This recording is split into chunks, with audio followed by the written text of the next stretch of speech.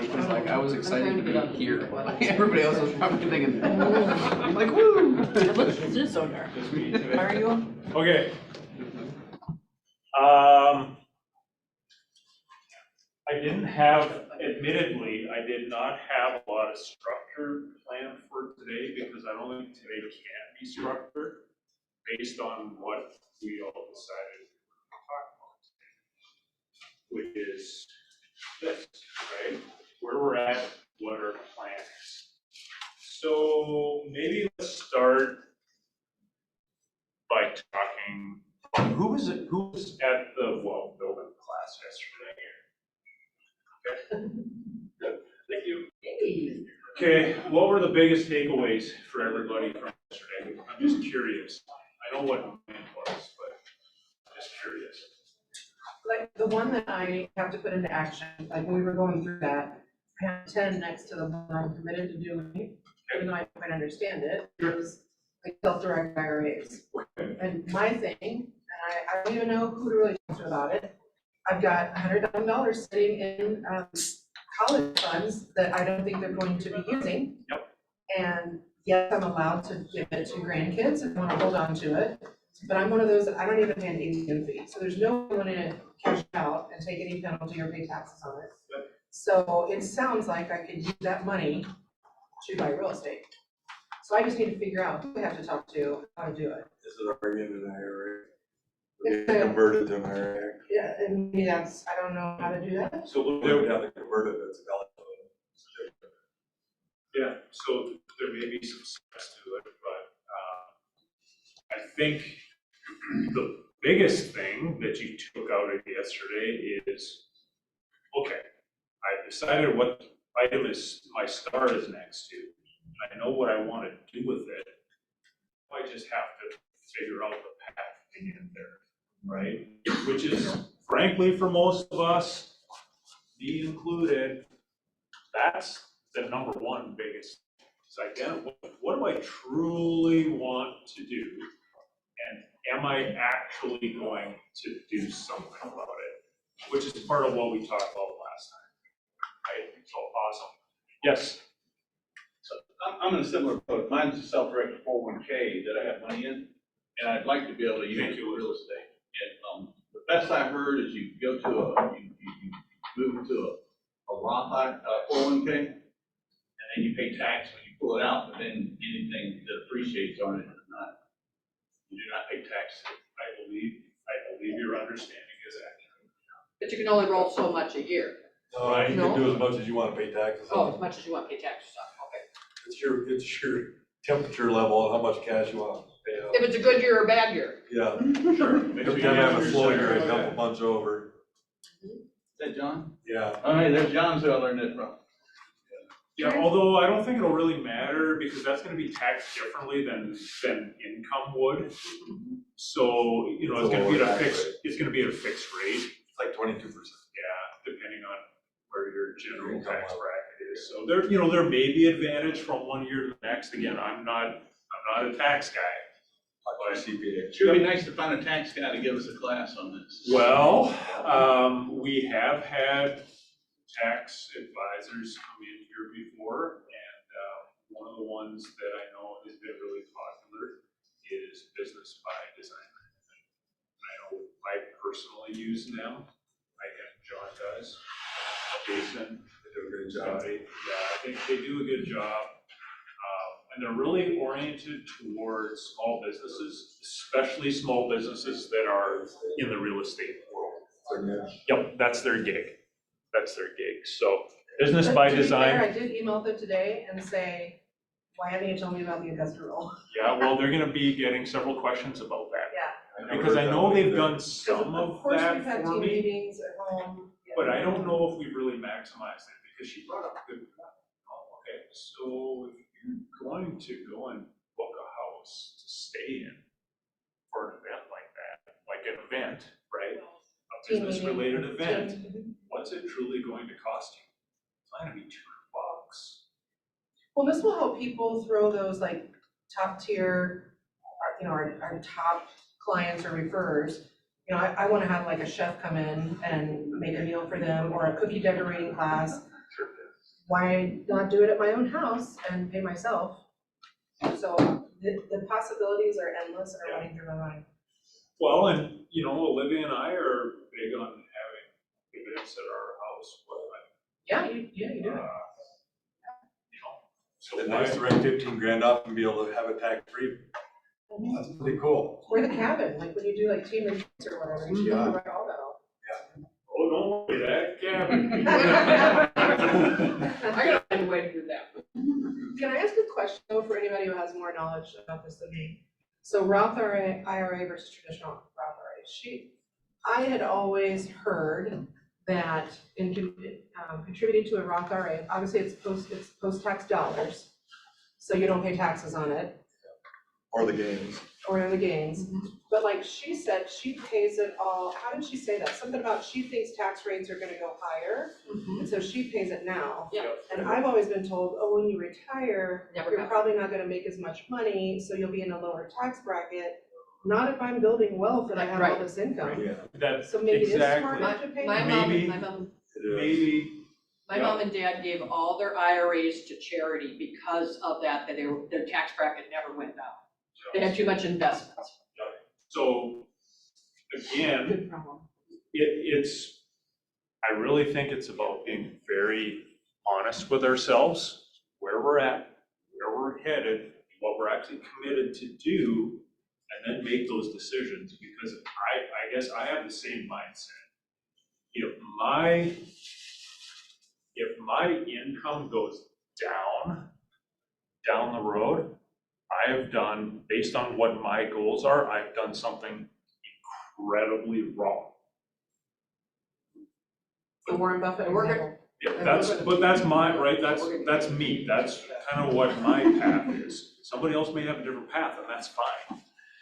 But I look at it and say, if I get to the end of the road and my income is not higher than it is now, yeah, I screwed up.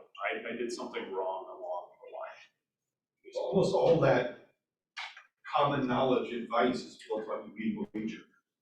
That's true. Yeah. In It's this not one built Yep. on quadrant. Self-employed. you being anything but a wager. So, I mean, it's not good advice because it's not. Well, and how about the question, if you were at the 10X level tomorrow, would you continue selling real estate? Most of the hands in the room are up. I don't know, I could be totally just chilling, and no, hey, hear me out. If I could be totally chilling and just answer the calls that come in and go list houses for clients that I know I like, and I can Right. do 5 or 10 million a year in volume just by answering phone calls. That's not so bad. Pretty good gig. I'll do Where's that. Steve? Right around the corner, right behind the pillar. There he is. He's hiding. There he is.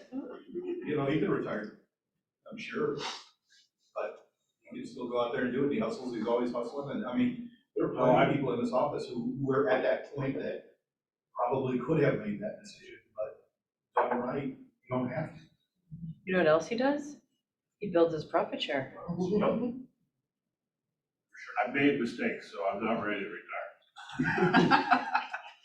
We all have. Oh, well. We all will. Again, So what else from yesterday? That was real awesome, Scotty. Obviously there was a lot that came out of that, so I appreciate that comment. I was gonna say, the biggest thing for me, starting out, is getting my numbers right off the bat, and knowing where I need to be and where I'm at. Yeah. So I can start looking at IRAs down the road and getting myself in the right place. Yeah. That was the biggest thing for me. Where are you on the map, right? I know Yeah. where I want to go to. How do I get to New York City? Well, I don't know. Where are you? Mhm. yeah, that's right. I don't know. For sure, in Toronto, it's pretty easy. Definitely easier. Lisa. I like the figuring out your budget for your business Yeah. and then doing the stress test on it to Yeah. make sure they're right. Yeah. I like Well, that. is it, this is my budget the way I'd like it to be, or is this what it really is? Because I know my budget tends to be two different things. Why had we never heard that? Like, honestly, that was one of my big takeaways too, is that I was gonna, let's say our living expenses are 10,000, like she said. Drain the account, put only 10,000 in there, and see if you get the 19th of the month before you realize I need another. Okay, so maybe it's not. Because I have a 10,000, budget, but- but, you know, because I always say know your numbers, I have a budget. But we don't stick to it, like if I've got $1,000 in there for entertainment, food, whatever, if I want it to be 1,500, I do, I don't stick to it, so what's the point of having it, Yup. right? I Am I know, preaching to you too? I know somebody like that. Well, it's the same I as, don't know, maybe it's been a really long week, and I think a nice steak on Friday night would be a good idea. It's always my number. well, I was just gonna say, I mean, now that you brought up steak, I was gonna say it's the same as food, right? Like the way that you look at that, you're like, no, you know, and I'm not gonna eat that. And then, when she said that, I thought about it so many times, the 5-second rule, right? Don't give your brain 5 seconds to think about it because it will start telling you all the things. And so like I was standing by that stuff and I'm like, walk away, right? And I did, and I didn't eat it. But it's just, you just have to stay on top of it every single day. What else? You know what holds me back is operating agreements, and then she said with a control lever. Yep. But she said there's a group you can join, and they gladly share operating agreements, let's say multiple people own a property. I think that was like is that their Facebook group? Maybe? There's a fee, you pay a fee Oh, to. join. I think maybe, it's like I don't $200 know. The PW Wealth Community, Yeah. so. Yeah. Oh, sure, yep.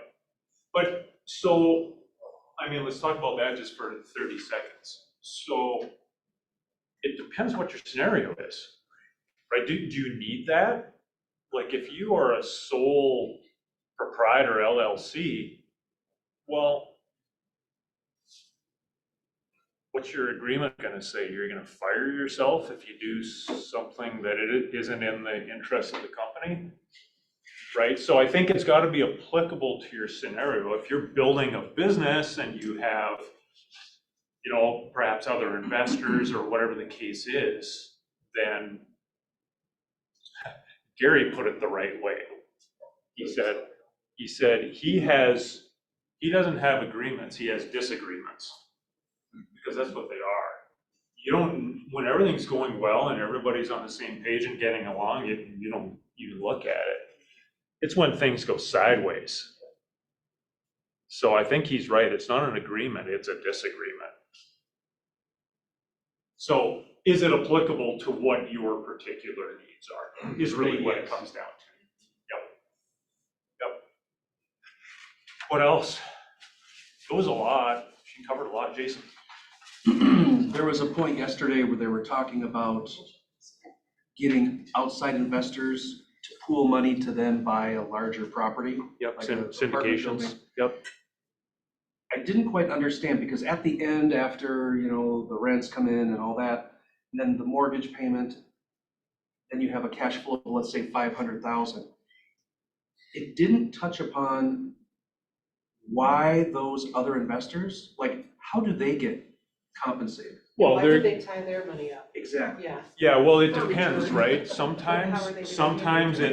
it's, I'm gonna give you an X% return, or I'm going to give you X% of cash flow and of equity, you know, it depends, right? Those are all set up differently.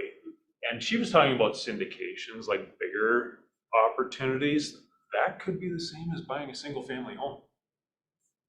I don't have enough, but if I bring in Robbie and Jimmy, the three of us have enough, and they're pretty handy, and I can find the deal, so we can probably figure out a partnership as to how this can work. We're gonna pool our funds. Well, how are we gonna split up the rewards? Right? That's when your disagreement starts coming in. All right, how are we gonna handle this? What if somebody wants out? What if somebody gets divorced? What if somebody does something that's not in the best interest of the company, right? What levers can we pull to protect the company or, you know, the well-being of the company, we'll put it. Because the last thing you want, you get down the road and people go different directions, you have business partners that maybe don't have the same best? Their interests maybe not align the same way as yours in the future, because things change, right? And that's not it's not a comment that, oh, these are bad people, but sometimes you just, hey, I'm kind of heading in this direction and you guys are headed in that direction. Well, they may not be looking out necessarily for the best interest of the company as a whole anymore. Well, okay, so how do we solve that? Let's figure out how to part ways. What's our disagreement say? Is it typically, I mean, like, if it's you and one other person, is it typically like you go 50-50 and then we're gonna figure out what are you gonna do, what am I gonna do? Maybe. Yeah. Maybe. It might be somebody that doesn't want anything to do with it other just want than to writing a invest check. Yeah, So if I write a $50,000 check, yep, well, what's my 50 grand getting me today in terms of a return? right. Well, what can I offer you as a return on your 50 grand? That would make it more lucrative for you to take the risk to invest in me and our idea.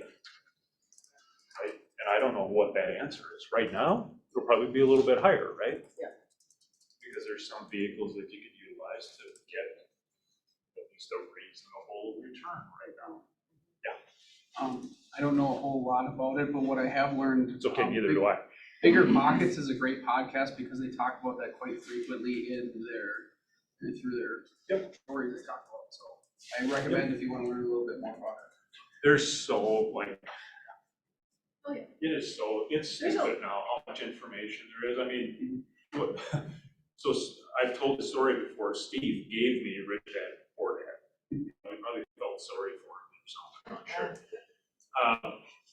But I mean, that's how we used to get our information. You had to read the damn book. Okay, it's a good book. Well, it sure is a good book, but the time it took for all this stuff to cover the spectrum that you can cover today with podcasts and everything else. Like now I'm at the gym. Yeah. I've got everybody else is walking up to their tunes and I got some guy chirping in my ear about how to make more money. Can I ask quick about your No. Bigger Pockets podcast? I'm sorry.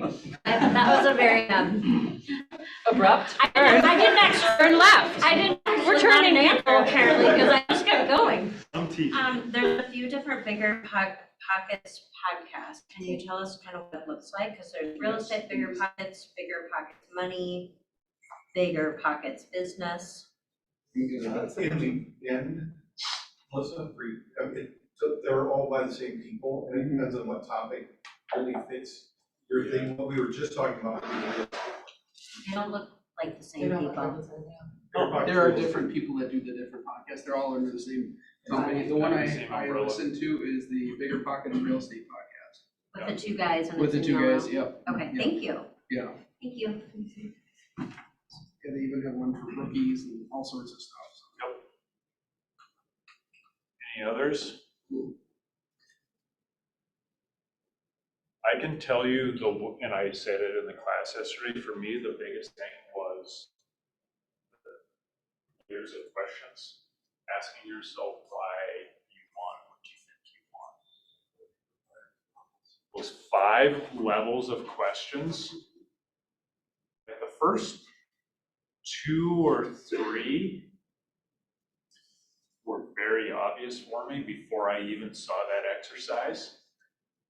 But the last 2 or 3, depending on if I'm really transparent with myself, we'll say the last 3 questions really just went like this. And it was fast, like for me, it was really fast. Probably because I've been chewing on this for a while and really like, what do I truly think my reasoning for getting up in the morning is? And I was done that exercise in probably 9 seconds. Oh, wow. Because I started writing and then each question, it just popped. And boom, I was done. I looked at my answers and okay. Yeah, that's probably it. It sure revealed a lot about your programming and your upbringing, like why money's important to you. And who was it up here that shared, her mom told her, get a secure job because of the benefits. Emily. You know, I chose accounting when I was 15, because I would get X amount of money. Yep. I couldn't, we had feast or famine, really it was famine or less famine. And so I'm gonna get a real job with X dollars, nothing's more secure than accounting. You know what job she left in December? Healthcare. She's like, I even went into the field because I was so petrified growing up that I needed to have benefits. I've worked for the company that gave the benefits, and I hate it, right? In December was her last month. You gotta get around different people because Yeah. who cares? Fund your own benefits. Right. Every time you go to the doctor, it's $400, who cares? Yep. Right. Make enough money so that that doesn't matter. Right. But we weren't taught that, we Yeah. couldn't think like that. Well, because our system is really good at developing little soldiers to go out there and do what they're told all day and get paid, because let's be very frank about this. We need a lot of good soldiers to make our economy work. We need that. 90% of the people out there need to be good little soldiers, because who's gonna do the work? Right? Not that we're not doing That's getting work, harder and harder. but right? You need your nurses, you need your teachers, you need your scientists, engineers, doctors, you need all those, you need the construction workers, you need the people that are assembling, you need that, you have to have it. So our system is really good at making sure we have a big funnel of those people every year coming into the workforce, right? That's, if you think about it, our school system, everything is there to make you a compliant little employee, right? It's probably 80-20, right? Like, Oh, you're probably right, yeah. 80% are those people and. Yep, and you get a bunch of people that are really good at that and they're fine with it. You get a bunch that do it because they have to. And then you get a room of people in here that say, you know what? F the system, I'm gonna do it my way. And a lot of the people who try to do it their way go back to the system. Sometimes, yep. I know when I started real estate, I had my grandma and family members trying to get me to, it's not secure, get a job, get benefits, family members talking in my ear, and I'm just like. You know what else isn't secure? Showing up to work on Friday and the front door is locked. There's a whole bunch of people lately that have found out their job wasn't so secure after all. Yep. So I know I can rely on me. Well, sort of. Most of the time, anyway. Most of the time. Yep. Okay, so who actually went through the exercise and looked at where they're at today, where they want to be? Let's talk about that. I shared mine last time. I'm willing to share it again. I'm not going to go into all the details, but I can certainly share the concept of it. What do you mean, like doing your net worth or getting 50 million in 30 years? Where you're at, where no, you're so today, what- 5 years and 10 years. Yeah, so what we talked about, Scotty, is looking at where you're currently at in the quadrant and where your earnings come from. Where do you see yourself in 5 years and 10 years? And where do you want everything coming from on the quadrant based on those two timeframes? And what's the plan to get there? And the whole 50 million thing, that's a big number. Big number. How many people in this room know someone, and I don't not know of someone, but know someone that they could call tomorrow and go have a beer or have a coffee with? This was $50 million. What's it does? 50 million? $50 million. I don't know what their net worth is. They won't reach. Me? I am Gary not. Killer. That's right. Okay. I'm pretty fortunate, I know a few actually. I do know a few. So, think about that for a second. That is a rare air. 50 million bucks net worth plus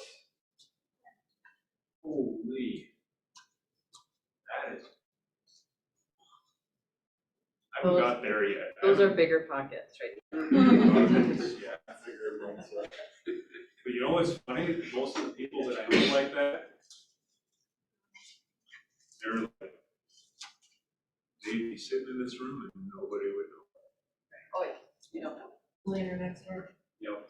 But Usually the ones that look like they have money are the ones that are, they're showboating, Right. they're wannabes, right? I'm not saying people can't have these things, don't get me wrong, that's not what I'm saying. But usually the ones with the biggest voice are the ones with the smallest thing. Or something. Is that how that goes? I don't know.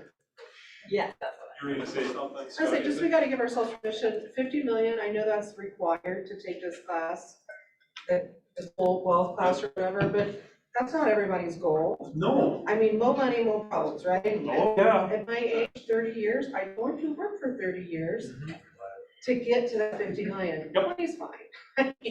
Oh, 20's fine. Yeah, I agree. I think what you find with a lot of these people though that get there, once you get to a certain point, it doesn't really matter anymore. And then it's just a game. Like I think I've told everybody the story about my dad, where I said to him, why do you want to work another 2 years? He took like a special job for like top dog. And I said, why do you want to do this? Why don't you've earned the opportunity to just not work? Why do you want to do this? Because I can walk in tomorrow and think this is not, I can go to hell and never come back. Yeah. Different mindset, right? When there's no more scarcity in your daily life, I think it's just totally, it's a game. Oh, wow. I'd be able to take $1 million and turn it into 20. Well, that'll be fun. What if I lose $1 million? Doesn't matter. That's a different mindset, right? That's how they all get. Once you get to the point where it doesn't matter, then you start taking big swings, right? Yep, there's no more bunting. It's all, I don't just want a home run. I want a grand slam, or I'm not gonna bother doing it. Jason. Yeah, I was just gonna say, it's all perspective about what being wealthy is, because it's different for all of us. For sure it is. Yeah. So your example of 20 million, if you lose $1 million, no big deal, that's 5%. That's just relative in the whole scheme of things. It's relative, it's where you're at, it's where you grew up, where you came from, right? It's what you're used to. I don't know if I've told everybody, my dad spent the first 6 months of his life in a chicken coop. In what? A chicken coop. My dad lived in a chicken coop. The next dozen years, he lived in a house without electricity, without plumbing, without, there's nothing. I didn't have that. But I can tell you, I remember we had one car. And my dad took the car to work. And every one Saturday out of the month, we all go into Winnipeg together and we grocery shop. And we grocery shop and we grocery shop. And we'd come back with enough for a month. Because when was the next opportunity to go into town? Well, we didn't need the car to go to work. So, I don't know. I'm sure my mom and dad look at me and they're like, are you kidding me? He never even goes to the store. Yeah. You have people deliver groceries to you. Right? Pretty cool. Yeah.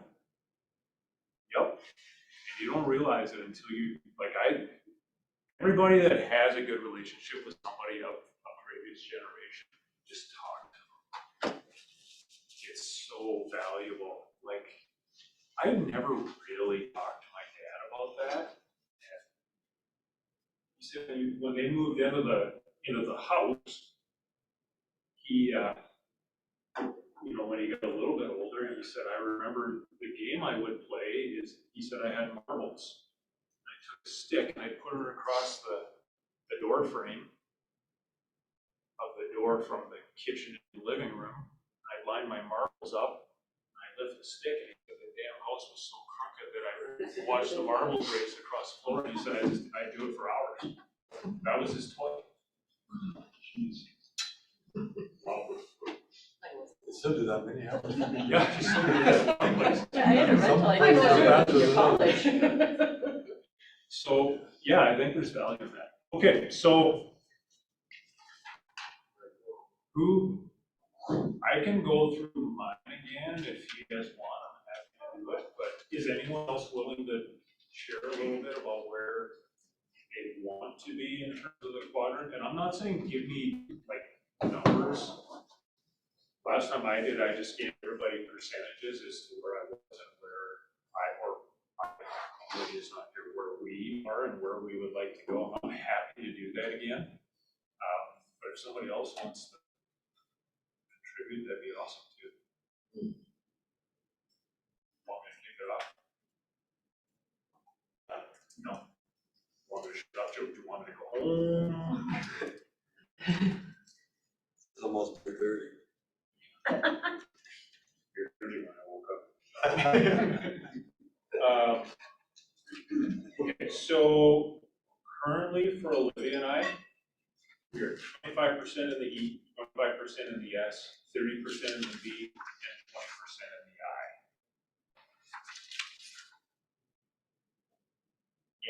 And my 10-year was to be 0 in the E, 10% in the S, 70% in the V, and 20% in the I. And I know last time I said this, there was a bunch of people that said, well, your I didn't change. Well, it didn't, but I'm also looking at a bigger number, right? These are percentages. So the number's way bigger, so 20% of a way bigger number is bigger. That's So why are you 25% in the E? at this point, just some of the stuff that Olivia does. Oh, got it. Because I did mine as a family too. Yep. And the 5 years, the house that was retired, so employee income. Yep, so without getting into like specific details, in order to get there, I need to start 3 more businesses. I need to buy 20 more doors. Holy crap, 20 more doors and you're still at 20%. I want the whole, I'm highly get real big, that's what I want. Not 50 million big, I'll figure it out. When you say door, are you talking like individual or taking apartment building? Depends, it depends, I don't, so. See, I'm gonna go down in the rent. I'll tell you this, I'll tell you something I learned this week that I found kind of interesting. And then we want to triple our profit share. So that's the other thing that we want to focus on, and we're going to become more purposeful in that regard this year. Question is, are the percentages? You can ask, listen, no, you, yes. Are the percentages like cash flow or net worth Percentage of cash flow. of cash flow? So what does your 70% business owner look like? Like, you're saying you're gonna buy or start 3 more businesses? Yep. Okay. So of our income, 70% IT in 10 years. Hopefully I'm conservative, because if my plan works, there should be a lot more to put into the I quadrant, which should be able to bump that up more quickly. But yeah, in 10 years, I would see 70% of income coming from that quadrant.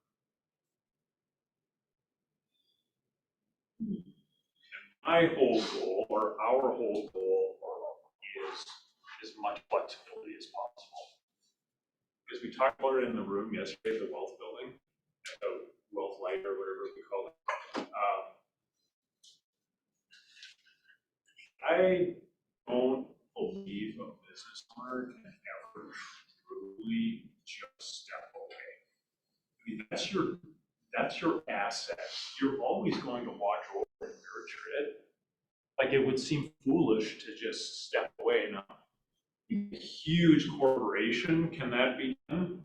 I guess, but guess what? They're on the board, right? And if CEO's dropping the ball, guess what? You're part of firing the CEO and getting a new one in. So are you ever really totally hands off? I think if you look at 7th level, they're still putting 4 or 5 hours a week. Sure.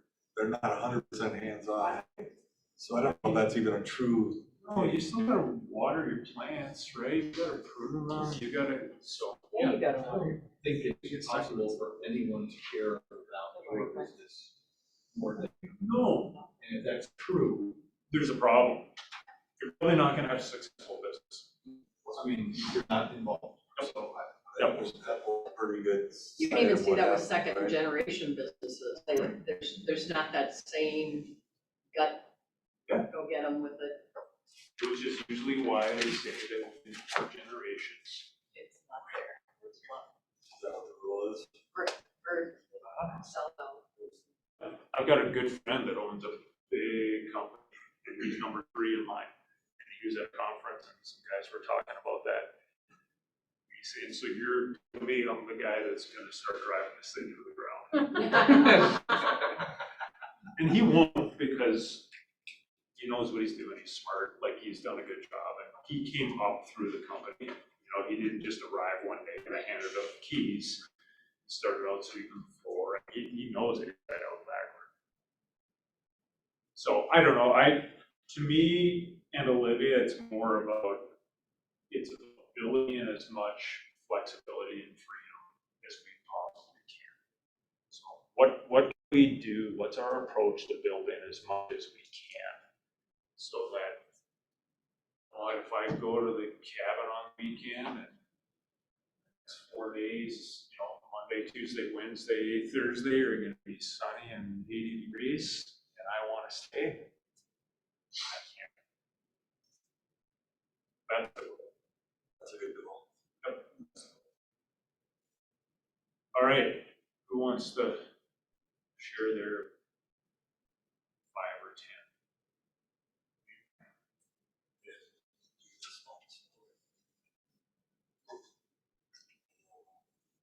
I got mine, I guess. Sure. Right now, it's 19% employee, 34% self-employed, 25% business owner, and 21% investor. Because my husband is still employed. In 5 years, he'll be retired. So then it changes to 53% self-employed because, and 17% business because he's still part owner in the business, and 30% investor. And then by year 10, I'm hoping that I'll be retired and the employee and the self-employed. But I don't know that I'll ever quit because I've been self-employed since I was a kid. My sheep business paid for my college education, so. So, and businesses, I struggle with that because I don't know what kind of businesses I really have an interest in. I have interest in real estate, and the real estate's been great. I got out of the IRAs and all that kind of stuff when I lost so much of the .com crash. And so after that, my parents told me invest in what you know, so I invested in real estate from that point forward. And so, but I don't know how many properties I want to, I like the fact that you can get step up value and that kind of thing, so, but I'm not sure, I don't know how to handle all that either. So then there's this whole education part of how do you get your kids to take care of all the stuff that you like to, they maybe don't like. Right. Yep. Yeah, and I think, so there's and this is exactly what we talked about last time. It's not the same for everyone. You don't want to have a bunch of business accounts that don't have a bunch of business accounts. Everybody's got a different goal and a different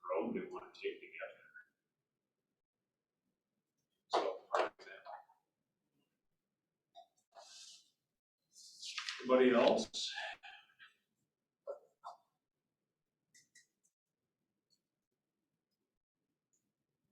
I mean, for me right now, I'm 100% in the S.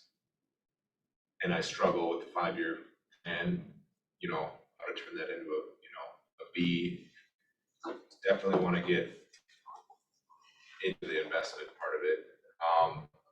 But I think for me right now, the plan definitely is to just increase income by like honing out my skills and stuff. And then I guess once I get more income and cash flow coming through, then I can start focusing on the B and the I. Yep. And again, B, there doesn't necessarily have to be a B, right? Could be That- 75%. You know, you, Eli, might say, you know what, screw it, I am just killing it at selling real estate. And I'm spinning off way more than I need, which means I can take that and put it straight into the I. And that might be your route. You might say, listen, this is working, I'm gonna go with it. And instead of focusing necessarily on a B, you might look at your I and say, well, how can I kind of build a small business within the I that allows me leverage so that I can still increase my income and dump more into the S and dump more into the I, right? So maybe it's showing partner model or whatever the case may be, right? You say, all right, I'm getting pretty good at this. I can leverage, I can expand, I can make more, still in the S, and keep dropping into the I. Yeah, because I think that's true, because a lot of people, you know, I look at it, I'd rather invest than build a big real estate team, because I don't like managing people. So it's not for me, so that would be one way to do it, is just to do an investing side. And again, it's about being very honest with yourself, because you want to build a business. Guess what? It takes time, it takes effort. And if most of us are sitting in the S, we all have the same 24 hours. So if you're gonna try to build a business and you're trying to kill it in S, like something has to give a little bit, right?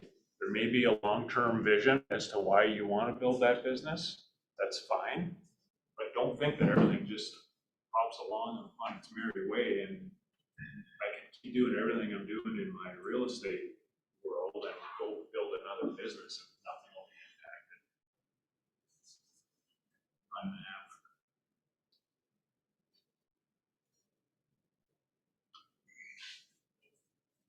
What else can we cover that we haven't covered?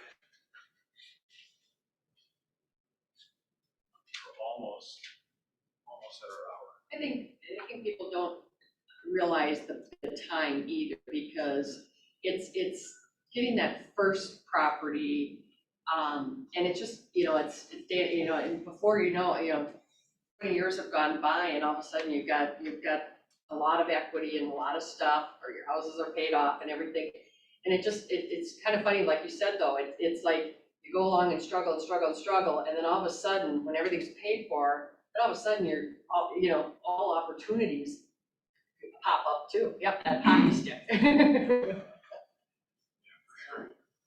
So But remember, time goes by fast too with well, I'm gonna do it. Yep, I'm gonna do it. I'm gonna do it. I'm gonna do it. 5 years ago, I was gonna do it. 10 years ago, I was gonna do it. That goes fast. That's what the 5-second rule. Yeah, 5-second rule, yeah. Do it now. It's gone. I can't remember who I was talking to. Oh, it was Caitlin on our team. She was asking about investment properties. We were talking about something along that line. It was an intricacy of the conversation.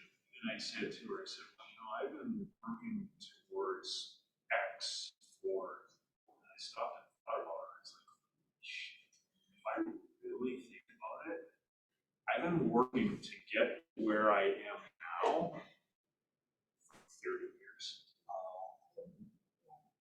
really stop and think about it, I've been working to get to where I am now for 30 years.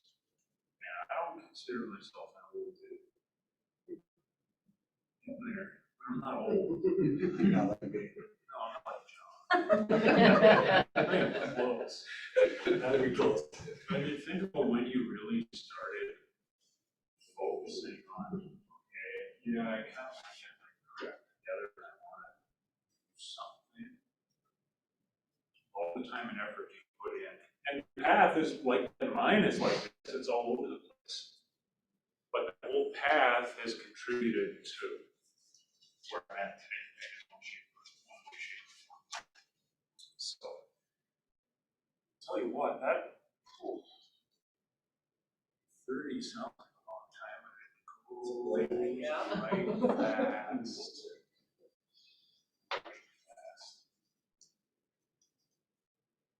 Maybe girls 40.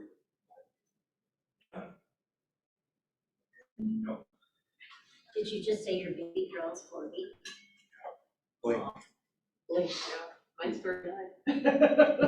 Not my baby, my oldest. Just like that. So looking back, would you do it the same, or like, can you see Oh, traits no. that you would have?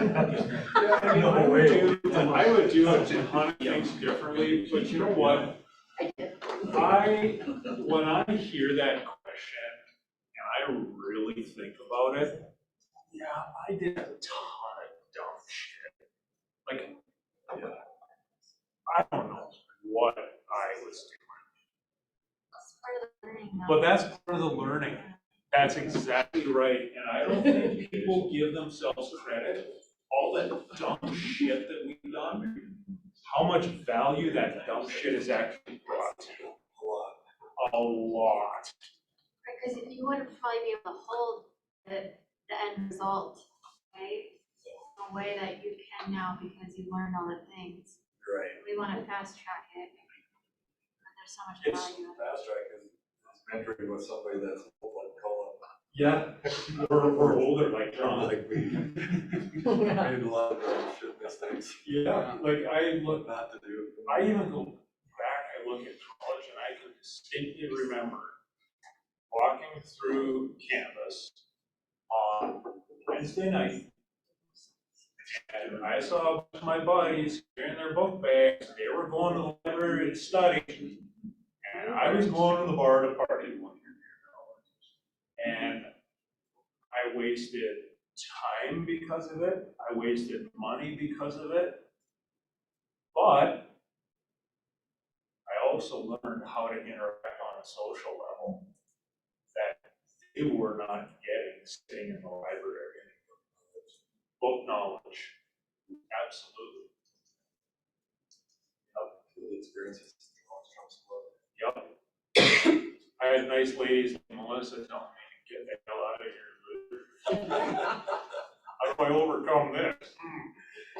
Right? But that's life experience that, I don't know what's the right road. I'm sure some of those guys did really well with their noses and their books and where they're at today. I think that experience helped me too.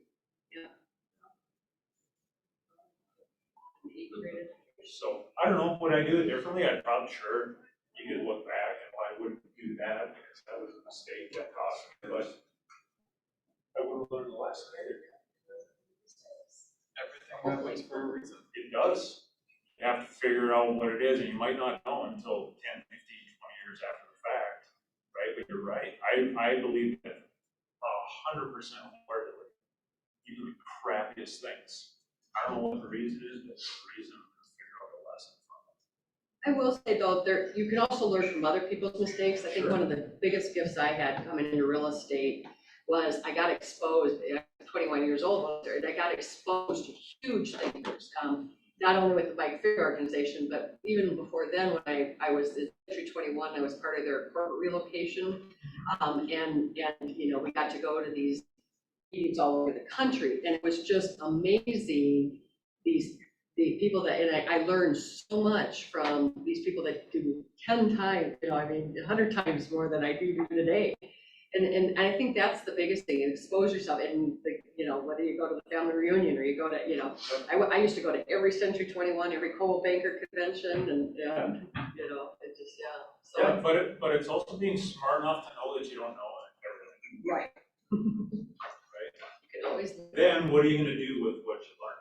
Because they're professional learners out there. Just go to a college campus, right?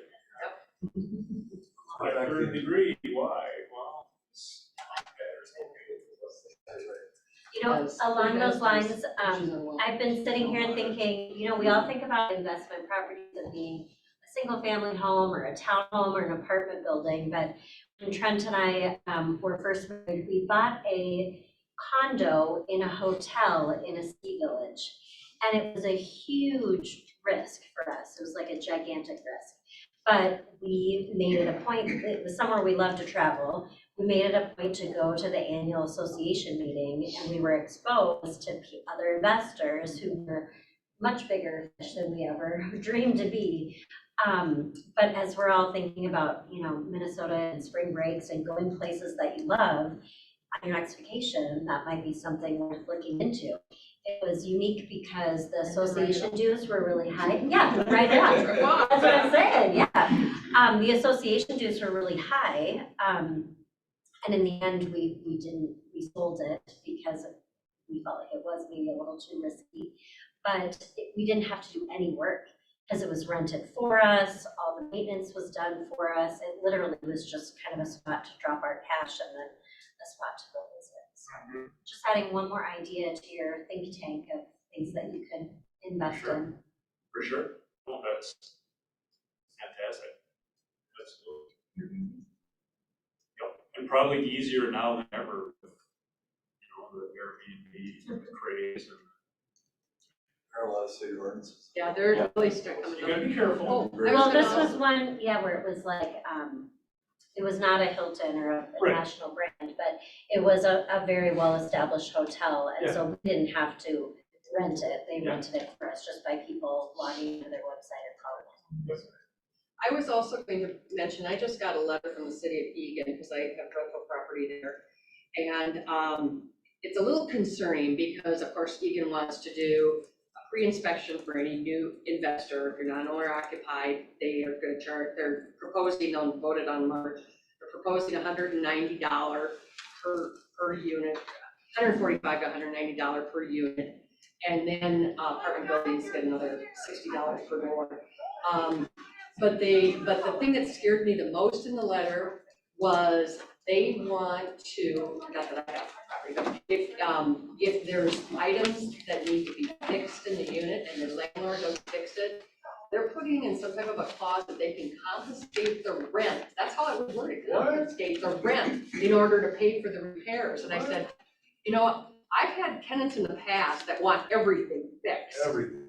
And I said, you're gonna be on a major filing complaint and that kind of thing. And so it's a little the way they got that letter written. Yeah. So I'm going to go to the meeting because I don't know if these people, if people making decisions that don't have rental property, or, I know that's the people that are doing this because they just think they want to, and I don't know that there's that many rundown properties in Eagan in any way, but there could have been, but they want to do it because all the surrounding communities either have rental fees or, and Egan's been one that has, and I know Birdsville does, or Rosemount does, but so I just thought, just because everybody else doesn't want to do it, it's just another income revenue thing, but. Well, So I want to warn people about those little things. I think those are some issues that are but going to come. it's creep, right? It's creep over time. Just what happens. Yep. Somebody Yep. gets an idea and maybe it's well intentioned and it starts on a path. Yep. Guess what? I guess the city of You ready, Minneapolis baby? start out thinking that they were gonna drop the hammer on every landlord in town. But boy, oh boy, that sure is what has happened over time. Yeah. So I think you're right to be cautious of it, and I think it's fantastic that, if you're intending to go voice, hey, I run great, clean, well-maintained properties in your city for however long. And here's the concern with what, I know your intentions are good, here are the concerns. And when you make it so difficult that people don't want to rent out good properties in your town, guess what happens? You're not gonna have any landlords. You're not gonna This have happened any in 88 and landlords. 89 And then when what they changed tax happens? laws. The Yeah, he's people that aren't in a position to buy a home are going to have nowhere to go. Except for they're building, and you talked to Bill Drosty, they're building apartments all like crazy all over the place. And I said, how are these people gonna afford, even new apartments are, for a 2-bedroom are $2,400 a month? How do you expect these people to afford those? I mean, And they're maybe not suitable well, for a this is family. the whole thing, the state's already got, they're going to have subsidy for Of all course. of these. Yep. So And they're And guess what? They get to dictate whether you're allowed to have your second amendment right. They get to dictate. I mean, do you want to speak to, the proposed bill that's at our state legislature right now that eliminates? Well, I could, but it makes me want to cry. Let's see that happen. It's unrelated to I all wanna see you that. cry. To real estate, no, it's just that. So, I don't know the details of it, I'm still trying to get my head wrapped around it, because to me it is like so far out in left field that there's no logic or sense to it. My general understanding of the concept is if an entity, so like an LLC or a corporation, wants to purchase a single family home as a rental, they will not be permitted to do so under Minnesota law. What? Because they don't want big bad corporations to come in and buy up all the houses and have them be rentals. Yeah, they've done that. Because it's going to cause a housing shortage, they think, right? And they take it a step further. If you are one of those entities that owns multiple properties, they will have the legal right to force you to liquidate that asset. And if you choose not to, it will be liquidated on your behalf at public auction. It would kill the investors. The capital gains they'll pay, it'll be unbelievable. The state and the government win though. Yeah, oh, I So know, what's I know. that kind of what's But think of what happens in that scenario. So I can give you a whole list of properties that are in fantastic condition, that are rented with very fair rental terms and are far under market value. And I happen to know. And I can guarantee you that happens. Well, all those properties are no longer going to be rentals, right? So all those families that are living in those properties will have where to live. And it's not like you're gonna turn around and go rent something else. Because everybody else is the same boat. Everybody's in the same boat. But you could sell it to them on a contract review maybe. I'm sure there will be ultimately workarounds, but here's the problem. What are we solving by doing this? Like, what's the problem that we're solving? I don't understand what the problem is. If the problem is not enough inventory, well, I'm sorry, but your little harebrained team isn't gonna fix that. Is there a door number that, or is it all entities? I don't know the details. You can see if somebody owned like 2 or 3 doors and it's a insurance equity group that came through the recession and scooped up thousands and thousands of doors and never put them back in the market. Maybe, but what's the other argument, John? If they're renting those properties out, there's a need for the rentals. Right. So what are we doing? Well, what exactly are we looking to accomplish? Yeah, and some people can't fit their family in, they have to rent 2 apartments because they can't fit in one apartment. Single family home is perhaps more appropriate for a lot of renters than what an apartment is. Most families, sure. So Scotty, am I pretty much on track with your understanding? Yeah, I mean, it shows the short-sightedness of our legislature right now. Yeah, surprise. But if you're on Facebook with some younger people who have been trying to get in a home and can't find one, it's almost what they've been saying is that well, all these people own all these properties and we can't find one. It's always somebody else's Yep, fault, right? Yep, Everything in the exactly. world is somebody else's fault. And maybe that's what they're listening to, I don't know. Colin, I wanna think that, I don't wanna believe in like pure evil, but so I wanna believe that their intentions started out being good.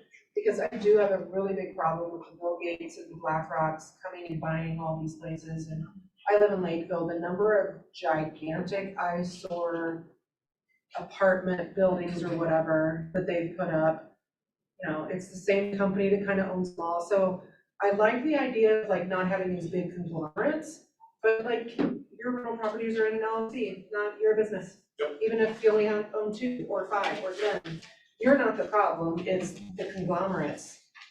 And then, you know, you wanna talk about lobbying and conspiracy theory, because that is where they get to control what you do, how much you pay, how you pay.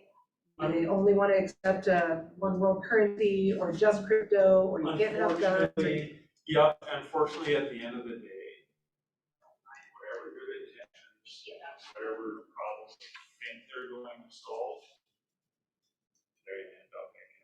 Like printing money sounded like a good idea for stimulus checks, here we are. We are. Because no one has the 5-year, 10-year, 20-year vision. Good intentions, poorly executed, bad results. Right? Instead of just letting the market take care of it all for you, we're gonna figure out how to fix it.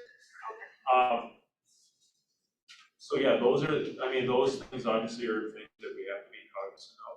I've got to believe that should something like that pass, there would be lawsuits out there with you, and I can't imagine that this is constitutional. It's definitely not. I will tell you where you can invest your capital, and if you happen to invest in an asset that I didn't want you to, I will force you to sell it. I don't know. It takes like 2-3 years to get like forced vaccinations, that's not constitutional, it took 2 or 3 years before these made it to the Supreme Court. Yep. In the meantime, many people lost their jobs, Yep. right? Yep. So if it happens, especially as us as realtors, that's a big chunk of my business, Yeah. investors. Yeah. You know, it's. In the flood of the market will crash the market, the values will plummet. Yeah. Will literally crash the market. There'll be so much supply all at one time. Yeah, it'll crash the market. Yeah. There's not enough Start buyers. saving cash. Put it in your mattress. Well, investors got the cash, they're not gonna buy them because they can't. Yeah, no, it's interesting. I mean, the market will find a way around it. Right? Always does, but. Well, not only to creative financing, which we don't want, you know, like contract for deeds, they serve their purpose, but if everyone has to do that to buy a home, there's gonna end up being. Well, look at the LLPAs we talked about today in meeting. You know, how it's, Yeah, it's, talk about upside down and backwards. Yeah. Okay, so you have a big down payment, a very good credit score. Okay, let me figure this out. Yep, your interest rate's high. Yeah. Congratulations, good work. We're gonna give you 5,500 credit. Yeah. You make no money, you don't. Yep. Yeah. The guys that do for But it's cultural, right? So I think at the end of the day, I don't know, I used to get really worked up about this stuff. At the end of the day, I can just do what I do. And I think it's just more important, what I've kind of concluded is it's more important to just sit back, look at the direction of the culture, because I can only influence what I can influence. And if the car starts going over here, well, then I better build a gas station in that direction, not this direction. Sorry, gas stations are going away, that's gotta be electric Yeah, vehicles. yes. Charging station. Bad example. I forgot, yeah. Let's see that happen. Yeah, let's see that, okay. That's a great idea. We should start putting bets on all. Okay, so,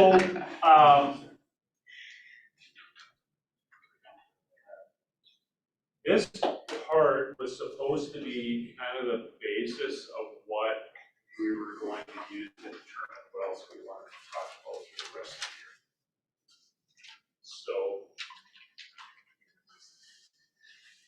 Where's everybody at in that regard? On what? In terms of what we want What to we talk want to about. go in for as the well, rest of building the- class. Taking that another level class from yesterday. Well, we sure can. It's just, we need some guidance as to what everybody in the room wants and what they're actually going to commit to. Because I can only speak to so much. And if there are topics that we want to address that I don't have any experience in, I'm not the one that should be talking about it. Which means we've got to find people, which means we've got to schedule in advance, which means there's a lot of work. So, 3 of us that are on that board are in this room, and so we are gonna be here every single time, and I'd be reaching out and needing more help, right? Because we committed to that, so, yeah, what were you gonna say? All I've ever learned about, and since jumping into real estate and just the education process has been single family housing, stuff like that. We talk more about commercial, maybe investing in commercial real estate. Something I'd like to get into eventually is owning like storage units. That's something I'm fascinated about. So maybe dipping into that would be great. I know a guy. That's all he does. Yeah. Storage units all over the country. Laundromats, yeah, any of that kind of stuff. well, sure. Because you're talking about where the road's going, if that becomes an issue, then when I put my money somewhere, I don't have to be as stressed about it. Yeah. Housing. What? Okay, Olivia and I will work on needs to kind of reevaluate where we want to go. Figure out how to gather that info. And we'll work toward that. And I think, a good starting place would be like what she talked about yesterday. Do you have a budget? I know most people hate that and hate that concept. And it's because it takes a lot of time and because you have to walk past the cookies that you're not gonna eat. You have to not buy the stuff and you're like, but I don't want it. I wanna buy the stuff, right? But instead you have to do that. So I think personally, that should be like kind of a requirement. That we go through that stuff so that we can improve on what we have done in the past. I know when I was doing before COVID stuff, I was doing my first time investor seminars, and one of the things is I brought in one of the bankers who also had rental property, that kind of thing, but just giving people an idea as to how much you need to save and how you want to do it and that kind of thing. So for people who are just starting, so that's the thing, I guess everybody has a different need, but maybe sharing with Colin, what is it